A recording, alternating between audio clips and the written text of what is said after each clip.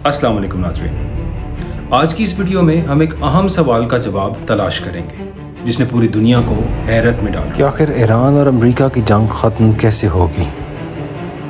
America ने जंग के ख़ात्मे के लिए एक 15 नकादी मंसूबा पेश किया, जिसके जवाब में ईरान ने अपनी 5 शराइत सामने रखी हैं। अमेरिका की 15 शराइत ये हैं।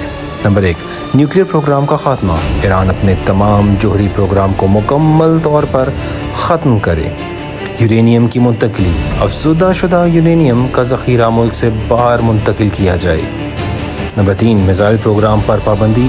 बैलिस्टिक मिसाइलों की हद और तादाद पर सख्त पाबंदियाँ। अबनाए हरमज़, आलमी जहाज़ रानी के लिए अबनाए हरमज़ को फौरी तौर पर खोला जाए। प्रॉक्सी ग्रुप्स की हिमायत का खात्मा, यानी हिज़्बुल्लाह, हमास और हौसियों जैसी तंजीमों की मौली और फ़ौजी इमदाद बंद की जाए। इसराइल की सलामती, इसराइल के ख़िलाफ़ किसी भी किस्म की जारहियत या धमकियों का खात्मा।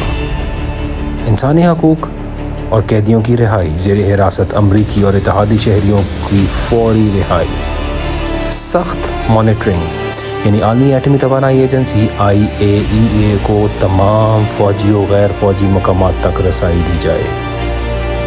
इलाकाई मुदाखलत का ख़ात्मा, शाम, इराक़ और यमन से ईरानी फ़ौज या नवाज़ गिरोहों की वापसी।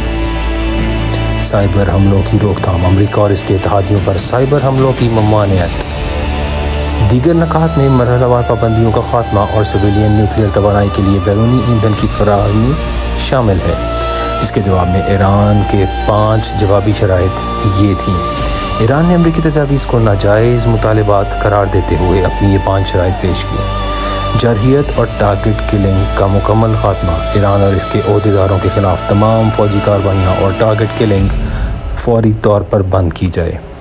मुस्तक़बिल की ज़मानत, इस बात की ठोस और तहरीरी ज़मानत दी जाए कि मुस्तक़बिल में ईरान पर दोबारा कोई जंग मुसल्लत नहीं की जाएगी।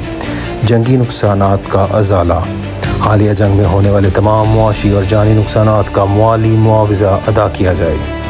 तमाम मुहाज़ों पर जंग बंदी, सिर्फ ईरान नहीं बल्कि ख़ित्ते के तमाम इत्तेहादी ग्रुपों के ख़िलाफ़ भी कार्रवाइयाँ बंद की जाएँ। अबनाए हरमज़ पर ख़ुद मुख्तारी, अबनाए हरमज़ पर ईरान की मुकम्मल ख़ुद मुख्तारी और कंट्रोल को तस्लीम किया जाए, जहाँ वो गैर मुआइंदाना जहाज़ों पर ट्रांजिट फ़ीस वसूल करने का हक़ रखता हो। पाकिस्तान का किरदार यहाँ पर इस वक्त अमरीका और ईरान के दरमियान एक अहम सालिस के तौर पर काम कर रहा है और मुज़ाकरात के लिए मेज़बानी की पेशकश कर चुका है। ईरान का मौक़िफ़ है कि जब तक इनकी 5 शराइत तस्लीम नहीं की जाती वो बराह रास्त मुज़ाकरात की मेज़ पर नहीं बैठेगा। क्या अमरीका ईरान की तमाम तर शराइत मानेगा या यहाँ एक और बड़े तसादुम का ख़दशा है, चूँकि अमरीका धमकियाँ भी दे रहा है और अगर ईरान पर न्यूक्लियर अटैक का सोचा भी गया तो रशिया पहले ही कह चुका है कि अगर ईरान पर किसी भी तरह न्यूक्लियर अटैक करने का सोचा गया तो रशिया इसका भरपूर जवाब देगा। ईरान ने उम्मत मुस्लिमा को साफ पैगाम दिया है और कहा है कि ना अमरीकी आपके वफ़ादार हैं और ना इसराइल। ईरान के फॉरेन मिनिस्टर बड़ा क्लियर मैसेज दे चुके हैं कि ईरान किसी भी हद तक जाने के लिए तैयार है। नाज़रीन, इस टाइम इसराइल दुनिया के सामने तड़पता हुआ नज़र आ रहा है।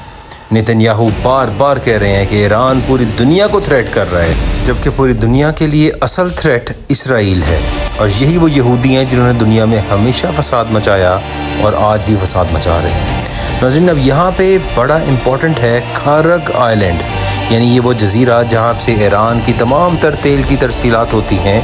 वहाँ पर अमरीका अपनी फ़ौज भेज रहा है, लेकिन अमरीका का यहाँ फ़ौज भेजना कैसा फ़ैसला होगा? क्या अमरीकी फ़ौज वहाँ जाकर फंस जाएगी?